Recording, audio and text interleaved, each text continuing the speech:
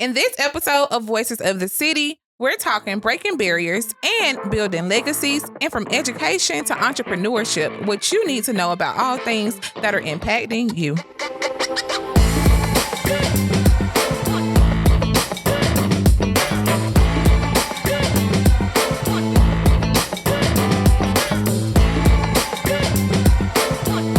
Welcome back to Voices of the City. Remember, this is your local, statewide, and national information hub for all things that impact you.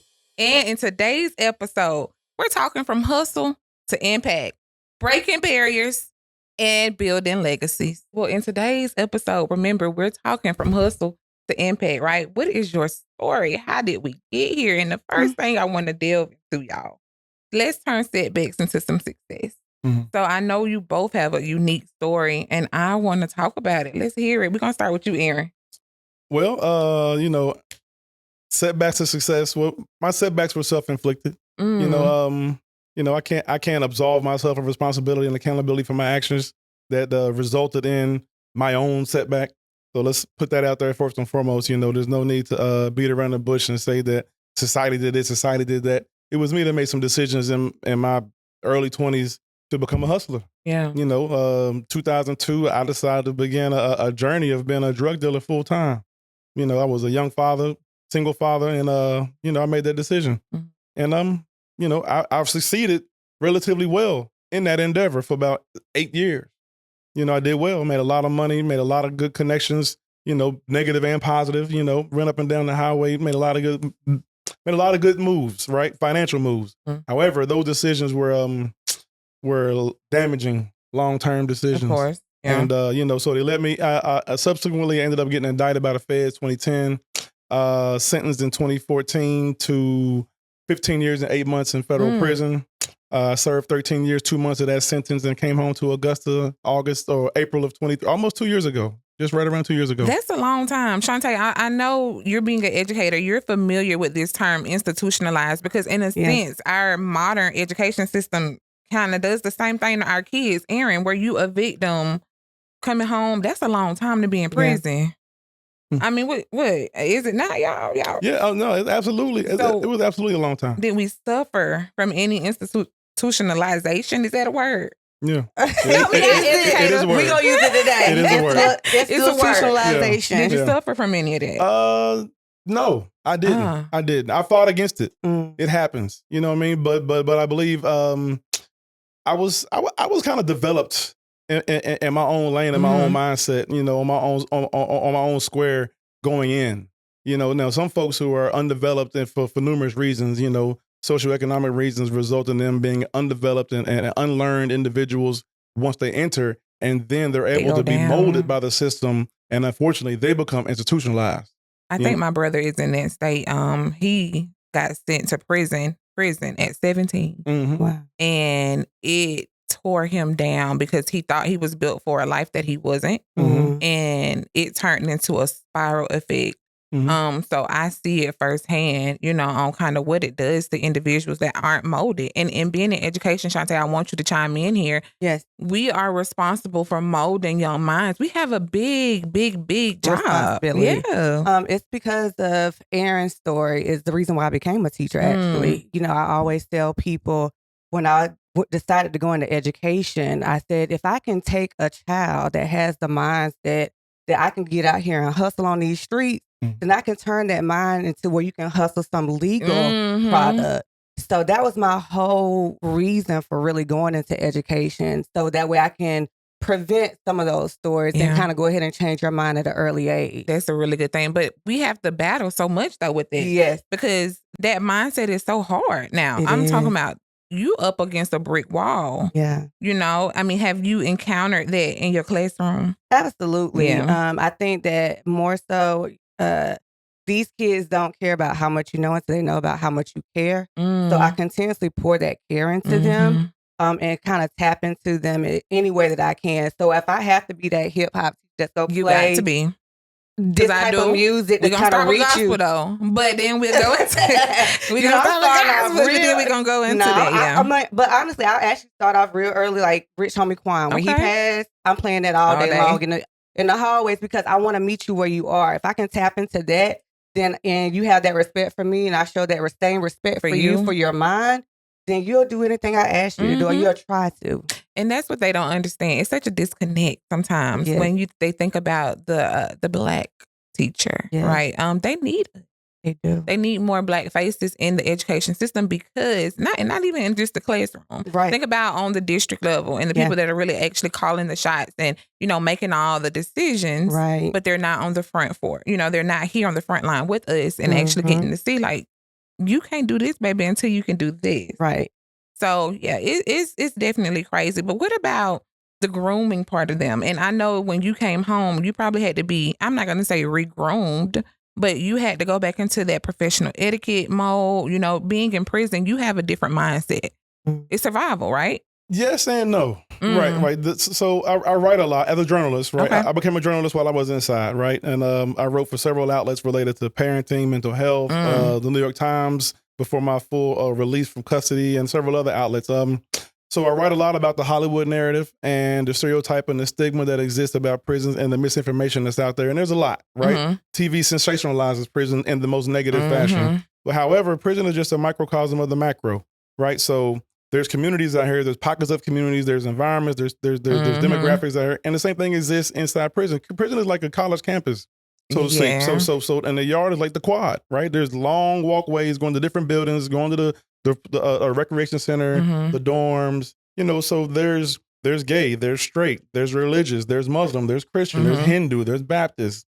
You got a job at laundry, you got a job in the factory, you got a job at recreation center. Like these, and all this exists outside of prison.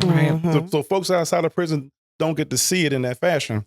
So that being said, being on the inside, you find a way to live a life that resembles as much as possible on the outside. That's right. Or you try to. Those who try to do that don't have as much of a harder time adjusting once they get out. Yeah. So I was able to work full time in prison. I worked 40 hours a week, 50 hours a week like anybody else. So I woke up every morning, went to breakfast, went to work. Got out work at 3:00, went to classes in the evening.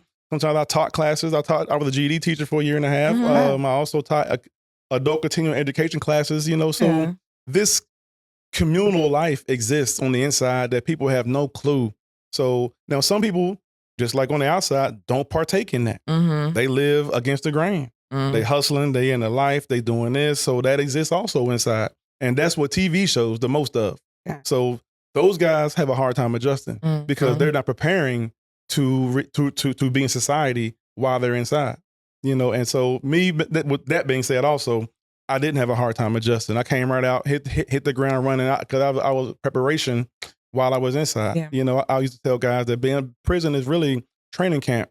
So to use a sports analogy, you're working on your routes, you're working on your steps, you're working on your numbers, you're shooting your layups, you're doing your drills so that once you touch down and get out from behind the fence, it's game time. Ain't no time to practice once you touch down. Yeah. It's time to suit up and play. Right. So, and I can imagine with all of that going on, like you learned some lessons along the way, both of you, going from being in education to entrepreneurship, Chante, your story from prison to now CEO, you have multitudes of things you're doing. Like it's been some lessons along the way. What have we learned? I've learned that, like the old saying goes, we're more alike than we are different. People have the same triggers. Humans, we're simply complex and complex and simple complexities and complex simplicities, right? So, and we're all in the same. You can find out through psychology and little tricks they teach you and show that people have the same triggers and the same things move people. So and once you come to that basic principle, things become a little bit easier to deal with people. And all walks of life. Yeah, I think one thing that I've learned just in education is that, although I want to come in as superwoman and try to save every kid that I touch, that I'm not going to save every person. I know sometimes we carry that, I carry that weight. Like, was there something more that I could have done for this child? But I know that if I at least save one child, then I've done my job. Absolutely. So I just have to live with it. And that's the lesson that I've learned. Because starting out in education, I've only been in it for 7 years, so I'm still kind of new. Girl, but we are a vet. 5 plus, you probably a vet. Okay. Because the things we did with in the classroom, builds you a different type of person. Yes. But that's definitely something I've learned along the way of this career journey. Mm-hmm. Yeah, that's a big fact. A major point that she made, that you can't save everybody. You ain't gonna be able to. The world is built on worker bees, right? Not queen bees. Not the kings of the castle. There's only so many kings and leaders out here. If everybody was a leader, then who would follow? Yeah. So with that being said, I had the conversation the other day. I had to tell my brother, I said, man, listen, so whoever you think is a lazy, bum, trifling, no good person who just ain't nothing, that's somebody's child. You know what I mean? So some parent had to deal with the fact that their child is, quote unquote, what would we say, a bum, a nothing, a nobody, a whatever, you know what I mean? And that's a big fact, that even though we have the best of intentions, everybody's not going to make it. Everybody's not going to care. And that kind of digs me right into what I want to talk about next. Like, why is it so important to empower our youth? Because everybody in this room pretty much, has a one-on-one direct contact with youth. And we need to be able to uplift them and kind of show them that, this is not the only way that it can be done, So why is it so important to invest in our youth? I think for me, it's because I know a big influence in our young generation is music. And the type of music that they listen to is not the type of music that we grew up on. Girl. So it's like, you're battling that against the lyrics and the things that they think is cool and acceptable. Right. So that's why it's important for me to let them know you're more than just a YN. You're more than that. You know what I'm saying? A baby. As much as you want to call yourself that, you may be beautiful. Right. And that's why I'm big on with my girls. Good morning, beautiful. Yes. I even sometimes slip up and say to my guys, Miss Williams, I ain't no girl. Don't call me beautiful. But you are beautiful. Yeah. Spirit, personality. I'm so big. They be like, you need to stop saying that to everybody. And my girls, the ones that you have that rapport with, stop calling everybody beautiful. Because now you feel some type of way. I'm like, girl, she is beautiful. Right. She's not. You know how they do. So it's important to grab them where they are. Yes. You got to be able to connect with them. Yeah. Have you had a chance to mentor? Yeah. Okay. Every day. And, you definitely got a story. In my main job, right, I mentor constantly because I'm front facing. I'm in the auto industry, so I'm seeing people coming in attempting to buy cars, and they're about to make one of the worst decisions of their life. 28% interest rate. And they about to sign up for a $30,000 car with zero down and 28%. I mean, anywhere else that's predatory. But I hate to stop you, and I'm not interrupting you. Before we get too far, though, tell the people, because that's good, because these car salesmen will sell anybody anything, And when we sending our high schoolers out into the world, it's time for them to get a vehicle. Where are you located? Give them the information on that so they can come get a car from you. Well, for my 9 to 5, I'm a sales consultant at CarMax. Okay. Right, and so I get to see here in Augusta, CarMax of Augusta, up off Wheeler Road exit off I-20. So I get to see a lot of people coming in and, educate them. I get the opportunity to educate them, and I see that they don't know. They don't understand credit. They don't understand the credit business. They don't understand how it's operated. And so me, from my past, being in the streets, knowing about having my face clean, my face card, working with the plug, having to connect, getting stuff fronted, right? I'm able to use that language and that analogy with the banking industry and the credit industry and the car industry, and paint a picture to the youth that I feel like I can speak plain with, and sometimes I get the green light from the mom and dad, or sometimes they're by themselves. And I can really say, can we just talk for a second? And I can help them. I can use that language and help them to reach them, get an epiphany, like, oh, so this is what's taking place. Oh, so, and I feel real gratified from that. And that's just my 9 to 5, so outside of that, I'm part of a program called the Manhood Tour here in the city. We meet every Wednesday night at May Park, 6 to 8 p.m. And it's a diversion program working with the justice system in Richmond County State Court. But it's also an opportunity. We're not a mentor program, but, I do mentor just by telling my story and giving my personal advice to people. But it's not a mentor program per se. But we definitely get a chance to talk one-on-one to guys and just offer some game and some advice and some resources to help them in the future make better decisions. Yeah, thank you for dropping it. Let me just say this. Richmond County Board of Education, if you are in marketing, anything dealing with CTAE, please invite Mr. Aaron Kinzer into your classroom. No, seriously, because you came into my classroom last year. Y'all know each other already? Yes. Mm-hmm. Oh. Yeah. Okay. Small world. Small world. Yeah. But the fact that you have this mentoring opportunity and the fact that you are also in retail sales can really speak to these kids about customer service and the soft skills that they can transfer with them in no matter what position they go into. So every February for CTAE month, invite this man into your classroom. Please, for real. It'll change your kids' lives. Yeah, Okay. Appreciate that. Thank you for doing that. Absolutely. Yeah, thank you for doing that. So y'all remember when we was coming up, it was certain things that we just knew not to do. Right. But we did it anyway. But we didn't get caught doing it though. Yeah, and we care about discretion. Yes. We're not gonna do those things in front of adults that can tell our mama. Right. Or it get back to the house. Mm-hmm. Yeah.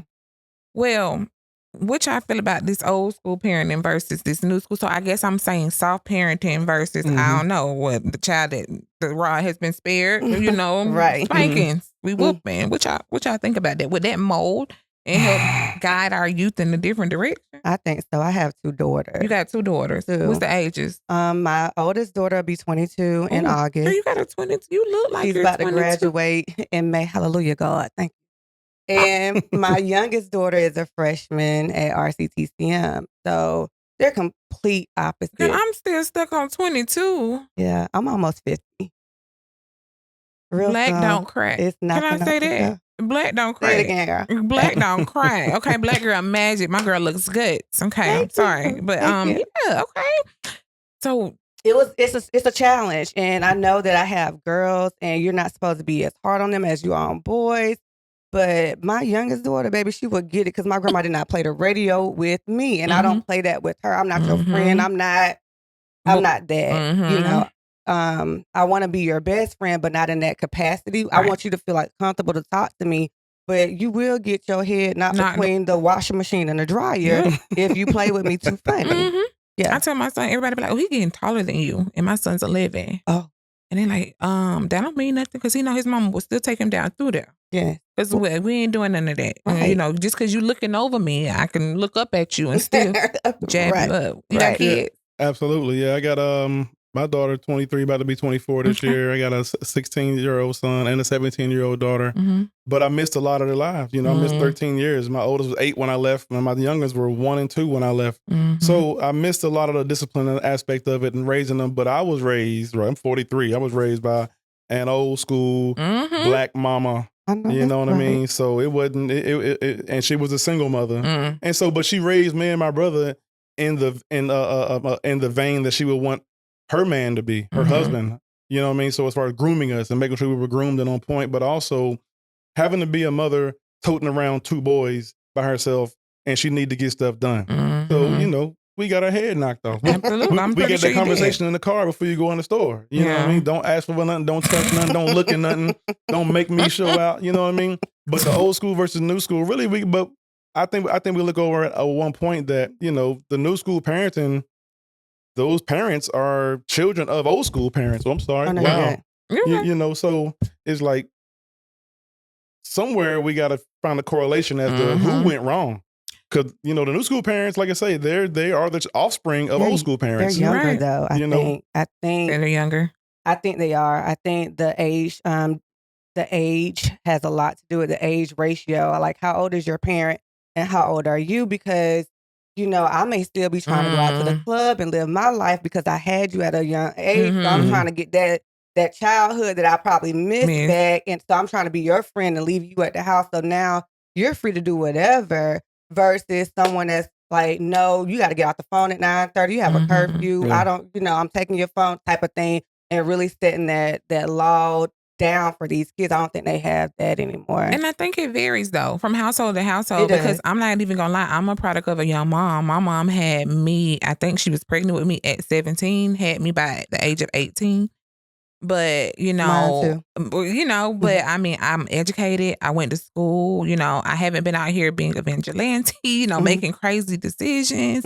Like I came out okay, and I still have that foundation of peace. Like, no, you're not going to your friend's house. No, I gotta talk to their mama first. No, you're not finna be up. No, you can't have a boyfriend. No, you're not finna wed it. No, you finna, still, so I definitely think what's embedded in you And it kind of revolves around the environment too, in the village, because I want to talk about that next. Yeah. Like, it definitely takes a village Mhm. to reach the youth, not even just to raise children, to reach them, to teach them. You know, how have your villages been? Go ahead. Oh, okay. So are you referring to a village growing up or a village that we're providing to the youth Both. now? Okay. So growing up, my story, you know, like you said, I had a young mother. She was 17 when she had me, but she didn't raise me. My grandmother did. So I was from that product where I didn't live in the house with my mother and my father. So when you say from struggle to success, then, you know, that is my story, because I could have been stereotyped as that girl. You're not going to make it. You know, you're not going to be anything. But because of my grandmother and my aunt, my mom's sister, my mom's brother, my uncles, they were that mother and father figure that I may have needed at that time. Now, granted, I did stray away a little bit and I was a little... Yeah. But you got it together. But so I got it together, that's right. and I teach my kids that. So I share my story with my students because I don't know what your living situation is. Your dad may be in jail just like my mom was. I mean, my dad was. You may not have your mom because she was addicted to some type of drug. That's what my story was. But I still had a praying grandmother and someone that cared for me. So that was my village. So when I talk about the villages of the students that I have now, I create a village for them. I find people like Aaron. I find people like, you know, Jordan Johnson to come in and talk to them, because it's going to just be more than me. Yeah. You know, your village is the people in your community. And I try to build that village for them that I know I have for me. I love that, because it definitely takes a village. Like, what about absolutely. yours? It definitely takes a village. Like I said, I'm the product of a single mother. I didn't really notice my village until, you know, my mother was going through her phase with addiction in the late 80s, you know, the New Jack City era. We all love that movie. We love that movie. However, that was a real thing that affected the black community. And it was real. All over America. Yeah. You know what I mean? And so, you know, so that's part of my story right there. And so I began to see the village emerge when my mother's cousins and my mother's best friends and my godmother would stay with my brother and I when my mom was inpatient rehab here and there for weeks, 2 weeks at a time, 2 weeks here, 2 weeks there. So I never understood the village aspect until I got older to look back at different phases in my life. Like, oh, so that was the village in action. My mother's homegirls and her sister girls coming through to watch her children, you know, and look over me and my brother during that phase of our life, because we could have been lost to the system, you know. And then, you know, my dad stepped up, you know, at a point in time, you know, he was there for a period of time and filled in as playing his role, or the role, you know. So, and then also, but as far as you know, my teenage years in the church in Virginia, you know, the church family was a village also. They were disciplinarians in the church. Everybody had a role. It was a big family, you know. So we had the assistant pastor who was all about education and preaching the word. Then we had that one sister in the church who wanted to beat everybody's kids. You know what I mean? She always wanted to whip everybody. You know what I mean? You know, so I had that role in those figures in my life. You know, and now, you know, now I'm old school. I'm unk now. You know what I mean? So now, I'm unk now. So that's what they call us, ain't it? Yeah, it is. You know what I mean? So now I'm part of a village now. You know what I mean? I see the young boys now, and I'm able to talk to them and rap with them. And, you know, we preach at the Manhood Tour, we preach that your network is your net worth. Right. So really your network is the village we get to provide either our peers, our same age peers, or either our younger peers. You know what I mean? And definitely let them know that your network, that helps you increase your value and keeps you in good company and helps you elevate. Yeah. That kind of brings me to this next point. Like, you know, do we need to bring that back? Because do we have that now? These villages that we're talking about, this network of people that ranges, you know what I'm saying, to connect and empower our kids. Because we do need to bring that back. Absolutely. Okay. And I think we have it. I think it's just about connecting the dots and bridging the gap. So when you have people that are out here networking, because I think I pride myself in making connections in the community. So when you have people that are doing these things, not hoarding the information, but bringing it back to the youth and bridging those gaps and giving them that opportunity for exposure that they may not have had unless it was for you. Yeah. So I think we have it. I think we just need to come up with a better system of getting it out to our youth. Girl, you must see what's on my card. No. Oh, you must see over there. So you say system. Okay, so let's be honest. Our district school system that we, let's not go there. Are we failing our kids? I think we are. We are. Go ahead. I mean, you know, you can oppose. No. I mean, I can't really say yay or nay because I'm not too versed on the failures or successes of Richmond County school system. So I'm not going to really speak on it in a negative aspect. However, you know what I mean? We do need to bring back the village. Mm-hmm. I believe we've been plagued by individualism, right? And a capitalistic mindset, the bag, chasing the bag, chasing the bag, chasing the bag, and forgetting about just values and culture, you know. So and chasing the bag becomes a rat race. And so the rat race mentality takes away from caring about the next person, because it's all about me. So if I'm 40 something caring only about me, I don't care about the young guy who ain't making it, right? He competition, you know, and that's the mindset our country has. But you know, you see people who come over here as immigrants from quote unquote third world countries. They don't have that capitalistic plague mindset, right? They have a more cultural, multi-generational mindset, but they're in a different phase of development from their country. So we compare ourselves to them, but it's apples to oranges, you know? So I believe it's definitely needed to have a culture change and a culture shift. People out there want to do better, but it's about taking a step to say, you know what, I'm gonna miss $1. I'm not gonna make no money this evening. I'm gonna call out. I'm not gonna go to work for the extra hours. I'm gonna go volunteer. I'm gonna go do this program with the boys and with the girls and go hang out with the young boys and just shoot hoops with them when I could go make some money and get my bag up. But I'm gonna go do this instead because, you know, it's about a purpose and a higher calling. I think that we are definitely failing. And it's not just from a Richmond County standpoint. I think just as a society, we're failing our kids. We're exposing them to things that could take them down the wrong path, and we're glorifying it and making it seem like this is the way of life, and it's really not. So I think in that sense, we're failing them. But also, to your point, in the classroom, because unfortunately, you don't have teachers like you and I in every classroom. You have some of those teachers that are literally just there to get a check or to find their next career move, and there's not that passion behind their purpose. So in that sense, you are failing them because you're there for, like you said, to chase a bag and not to help them elevate their next level. Because I tell people all the time, I love to tell my students when I'm overdoing it, like, you know, I'm not getting paid for this, right? So that means I care. And I'm doing this because I really want to do. Yeah. You know, I'm not doing it because it's coming with a check. Because, honey, listen. Sometimes I'm going in my pocket. Okay. Yeah. And don't get reimbursed. Yeah. Can't get reimbursed. Right. Won't get reimbursed. Won't. But it's okay because it's okay. This is how I feel about you and I want you to be successful. I'm going to pour into you. Yeah. I'm going to pour into you. Yep. So the hustle versus the system, we kind of touched on it a little bit, right? And it actually kind of goes what we were just talking about. You know, that whole idea of lack of resources. First of all, let's pause right there. When I say lack of resources, that just rung my bell. The man, the president, the day before yesterday, was it? Signed the executive order to go ahead and start to shut down the Department of Education. What that mean for us, y'all? What we gonna do? We're gonna look inward. You know, I mean, you know, there's a lot of programs that are federal dependent on federal dollars, taxpayer dollars.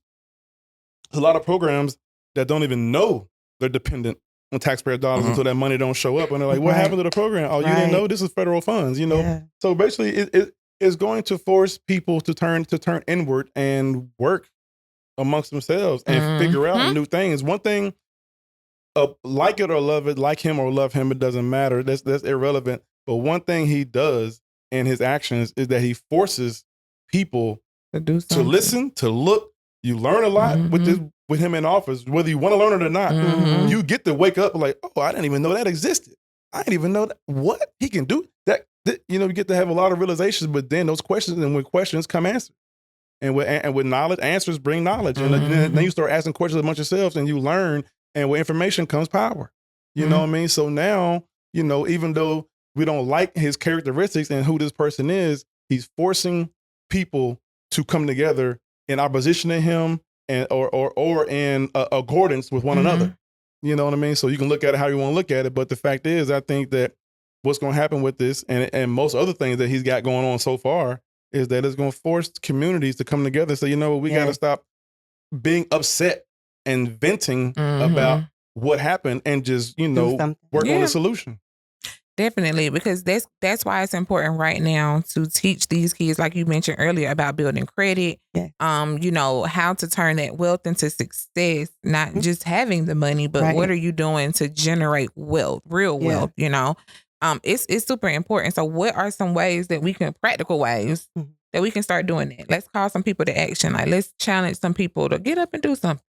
Yeah. I've actually worked with several people. Like I said, mentioned before, in February, I always try to bring in entrepreneurs, business professionals, and I teach that to my kids. So we have a budgeting course that we'll do with my students, but I know that's not in every classroom. But I think that should be something that's mandatory for students to have to take is, budgeting, credit, financial literacy classes. Real stuff that's going to affect them in the real life. Yeah. You know what I'm saying? Yeah. Because some of this stuff, I get it, and I feel like elementary to middle school are foundation pieces. Yes. Let's build foundation. Let's build character. Let's teach you the basics of reading, writing, math. Right.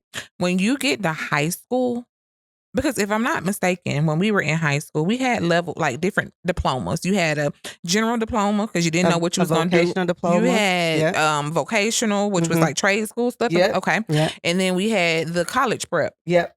Yep. Are you from Augusta? No. Okay, so you probably experienced something totally different. But those were the different options. And you had a whole degree track plan that was made out for you, almost like a mini college type of thing, right? Why in the world would we ever do away with that? The kids don't fall under the same umbrella. These kids now after COVID are different. Yeah. They don't know how to critically think. They don't know how, my son, girl, don't even get me started on that. We're going to have to do a podcast about just parenting because the lack of being able to critically think, it blows my mind daily. I think by me working in CTAE, which is Career Technical Agriculture Education, I think that was important. So I don't tell my kids, you got to go to college to be successful because you don't. You can go into a trade right after you graduate from high school. So it's important for me to find those kids to make sure that they're pathway completers because being realistic, our kids are not going to college and how things are looking with funds being canceled out. How are you going to get there? How is it going to be paid for? So let's go ahead and get you this free education. Let's go ahead and get you a trade because at the end of the day, we're going to still need plumbers. Yep. We're going to still need electricians. Cosmetology, nail tech, barbers. We're still going to need these things. So I think what happened was they tried to glorify going to college. It's the best thing, best. But we're not living in that time no more, Richmond County. Richmond County, we're not living in that time anymore. It's time to transition. Yes. These kids need a trade. Most of my kids have no desire to go to college. So again, that's why it's important that I bring in these different people to show you what you can be. Because you can't be what you want to be if you don't see it. You can't be what you can't see. Can't be what you can't see. Yep. Okay. So that's super important. Those little tidbits are gonna grab our youth. We got to, and it's up to us sitting on the couch, at the schoolhouse. It's very much so up to us to kind of put it in their face. Yes. Because we're going to a time where, like you said, college is not the answer anymore. You can be sitting next to somebody that went to trade school making just as much. Or more. Yeah. Way or more. Or more. Way. Or more. Yeah. So, so let's rewrite some narratives. Stereotypes. Let's dig into that. Aaron, I know this is a big one for you because coming right out of prison, people think they stereotype. They think you ain't about nothing. How did we overcome that? How can you redefine yourself? Number one, a person just got to just find their lane, and be in that lane, and turn down the volume of the naysayers and not react to it. There's a lot of stereotypes, especially about prison. Especially on TV, all the movies glorify and sometimes vilify people who were in prison and the whole atmosphere for numerous reasons. It's a lot. Number one in the Black community is always Big Bubba is dropping the soap. It's always you're gonna be somebody's prison bae. You're always that's the number one narrative is that either brothers down low, brothers in prison. You know what I mean? Like that's the number one thing. And I battled with that stereotype when I got out. I had an interaction with a young lady. We were talking. And we ended up not talking anymore. She didn't want to rap anymore. Okay, and that was cool. Later on, we connected, talked again. She told me that she stopped it the first time is because she asked me if I had ever been with a man while I was incarcerated, and I stuttered on the question. And I was like, "What?" Like I stuttered. Maybe what? it was just disbelief that she even asked you that. Absolutely. Like it blows my mind that people think that like I'm that a person, and some people are. So I understand why they think that way, but some people are just so homophobic, that too, but out of control of their sexual urges that when they get to prison, they're governed by sexual desire. And so they do partake in those activities. I wasn't one of those men, you know what I mean? But to be a straight man and to go 13 years without heterosexual activity and 13 years with no sexual activity whatsoever, and to have to answer questions and be looked at, even by people who close to me, who told me later on that they thought or just wondered, you know what I mean? Like, what? And they still around you, man. I mean, some people you can't get from around you. I mean, some people are close because they just close. Yeah. So yeah, but that's a stereotype. Being violent, being selfish or self-centered, or just prone to go back to your old lifestyle. So people express fear that I may go back in the game, that I may get back to hustling. That when I go back and see my kids, I may be taking some work back with me to Tennessee to see, you know what I mean? Like I battle against those side eyes and people looking at me with the eye like, so that's definitely some things that I had to battle against stereotypes, falling back in my old ways and just being only what I used to be. Chante, how do you redefine, or let me ask you this one. I'm gonna do it a little different for you. How can you help your students redefine who they, may be seen or what they're growing up to be? How do they redefine themselves? So we talk about that, and I think it's important for me as their educator to show them consistently. So whether it's through taking them on field trips, or whether it's having them do a project, because like right now they're entrepreneurs and they're creating a food truck. Food truck things are big now, Girl, right? That's a thing now. Did you go to the festival? Did y'all go to the festival? I didn't because I was at work. I missed it. You missed a good treat. It was a lot of people for me. It was a lot of people. Yeah, my anxiety probably would have been through the roof. But just showing them like, hey, be creative, and I want you to create this food truck, because if I have you do this, then now you can see the possibilities of what you can create, and you can make tons of money off of this, and you just don't even know it, but you're putting this into practice. You're writing a whole business plan for this right now. You can take this 5 years from now. I'm like, I remember I did this in this Lucky class. I wrote this business plan. This was a dope idea. Yeah. Let me move forward with it. So I think that alone helps change their mindset and the stereotype of, you don't have to be a product of your environment. Yeah. That's good. And entrepreneurship is such a thing right now. Yes. And I'm kind of glad that I had my hands in so many pots coming up. And the kids don't understand that. Like, you don't have to be in one lane, so to speak. Right. I'm not saying that you can be all over the place. Right. But what I'm saying is multiple streams of income is the way of life these days. It is. Having multiple baskets and being able to really delve into all of your passions. Yeah. So the future of entrepreneurship is really big. Yes. What are you guys doing right now in the community as far as entrepreneurship goes? Are there any opportunities out there that the people need to know about? Well, before I was an entrepreneur, and it actually got to be a lot for me, but it enabled me to be able to speak on that aspect to them and show them. I don't have any personal entrepreneur opportunities for myself right now. Since I am a marketing teacher, I think it's important for me to market and brand myself. In reference to being in education. So I try to teach that to them in that aspect. But no, I don't have any entrepreneur goals right now. I'm not getting ready to write any books. I'm not getting ready to do that. But I mean, I'm definitely inspired by the people that do. And I like to make connections with those people because I always like to be able to learn from them. Well, I do. Of course. I mean, I'm a hustler. And I don't know. Me too. I think that spirit comes from my father. My mother said my father was in Amway back in the day, always trying to sell something, left her with a lot of debt after divorce, all that good stuff. But, that spirit is in me, you know what I mean? So, and it led me to the streets, right, as an independent hustler when I went the wrong product, off about eight years in my 20s. But even then, I started a business called One Love Productions, event promotion, throwing parties and freestyle battles and club nights at the bar and stuff like that. So that's been in me, you're right. So when I was incarcerated, I've started at my job, making things from the job at a textile factory, selling things and, a black market.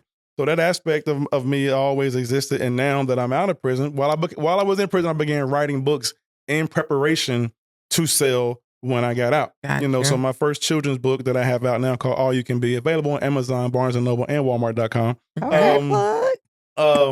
is the first iteration of me being a published author and my entrepreneurial ventures since I've been released, right? So I also have a poetry collection. So as an author and also a journalist, right? So I've written for several outlets as an independent writer. So there's also me being a 1099 and a self-employed person writing for income. So definitely many other projects up and coming. I'm a fitness trainer, right? So I do that as well, so I can't get you right. I do that. I specialize in high intensity, but I turn it down just for the person, we talk about that. So if y'all need to work out, hit your guy up. Absolutely. Y'all need to use that. Yes, I'm talking about Jamie Barbie. Here you go. This is your next category. Have you ever been to the SBA Award? No.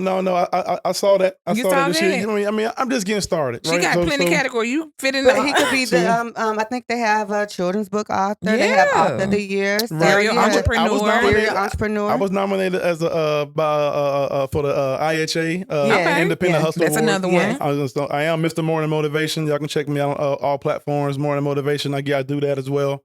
Looking to go into real estate soon. You know what I'm saying? So that's where it's at too. just we're looking to just make some moves, and multiple streams of income is the way. You can't put all your eggs in one basket. And the kids gotta understand that. Yeah. That's the biggest thing for me. Like, y'all have to understand that you turn it on and off. You can be in any room that you need to be in, any room necessary. Let me put it like that. To get where you need to go, you know, to be successful, because the business world is changing. It is. And with so many executive orders being signed since, what was it, 20th? When he started 19th, something like January 19th? Yeah. I can't keep up at this point. A lot. So I just need to focus on what's going to do me good, and the quicker that we as a community and us good, and the quicker that we get all that together, I think the better off we'll be. What y'all think? So. I think that I like the fact that there are so many young Black entrepreneurs coming out, because, back in the day, there was a Black Wall Street, and we got away from that, and we started funneling our money into other people's pockets. So I think this is a way for us to get back to our community and start spending our money in a circle. So I would love to see more young Black entrepreneurs come out and just be great. Let's shop. Let's spend our money with you. Yeah. We need to do that. We need to organize a day or a couple days in Augusta where we just spend Black. Come up with a, maybe a brochure or a pamphlet that just kind of lists every Black business in Augusta, Georgia, and surrounding areas. Absolutely. Cause shop Black. Yeah, that's been going on recently. I've been saying that on Facebook and IG recently. Please share it.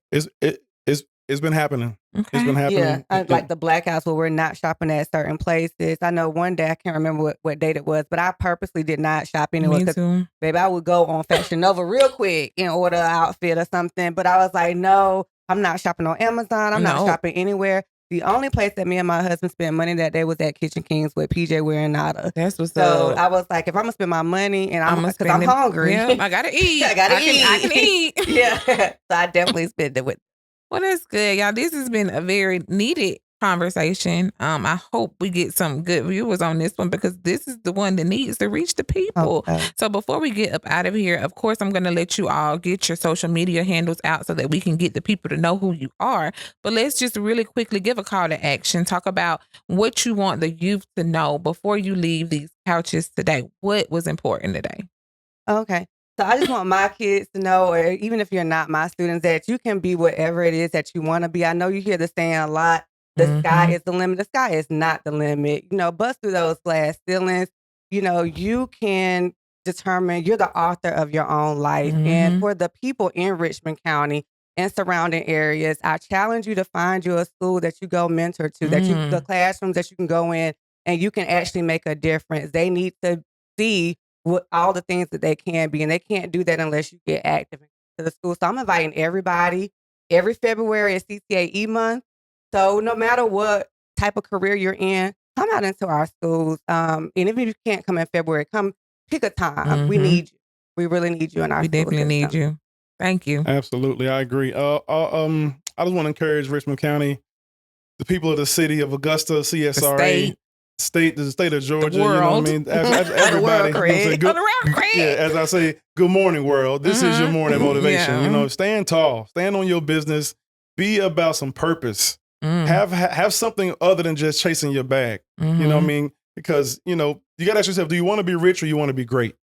You know what I mean? And it's two different things. You know what I mean? The rich man goes away, but the great man lasts forever. That's right. You know what I mean? Dr. King wasn't a rich man, but he's known worldwide forever. You know, rich folks die every day, and no one cares the world about them. But the great people never die. That's right. You know, so ask yourself: do you want to be rich? Or you want to be great? I encourage you to choose greatness. Stand on your business. Stand on principle. Have integrity. Be about your word.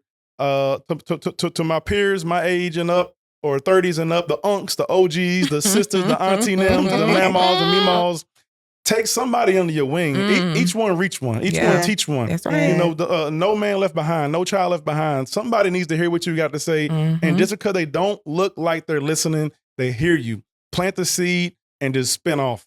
And water it when you can and spin off again. But just do your part. Do your small part to have a big impact. I love it. I love it. Ooh, what the kids be doing, girl? How they be doing? There we go. Yeah. This team. Because I love all of that. Well, before we get up out of here, I do want you to be able to connect with these individuals. These are people that are making a change in your city, in your communities, right? These are our voices of the city. So before we get up out of here, Chante, please tell the people how they can reach you. Okay, so on Facebook, it is Luckie Charms. That's Luckie. Last name Charms, CHARMZ. And then on Instagram, it's Lucky Locks, like Goldilocks. But no, Lucky Locks, LUCKIELOCZ. All right, Aaron. Oh, man, I'm on Facebook under Aaron Kinzer, on Instagram under Aaron Kinzer 1. The easiest way, which people say don't say this, just Google my name. Just Google me, and from Google, you can find all my links, everything, all my articles, my journalism, my writing, my books, you know, my link tree also. So yeah, just type my name in your browser and go from there. And he ain't lying, y'all, because I did that. Don't think I'm weird. I did that for both of y'all, of course. And he's right. You just Google his name and everything. Okay. Everything got gonna pop up. but But I am your host, Ty Williams. I hope you enjoyed this episode. We went from hustle to impact. We building barriers. No, we breaking barriers. Yes. We broke barriers. We did. And we building legacies, y'all. Until next time, we will see y'all. Bye. Peace.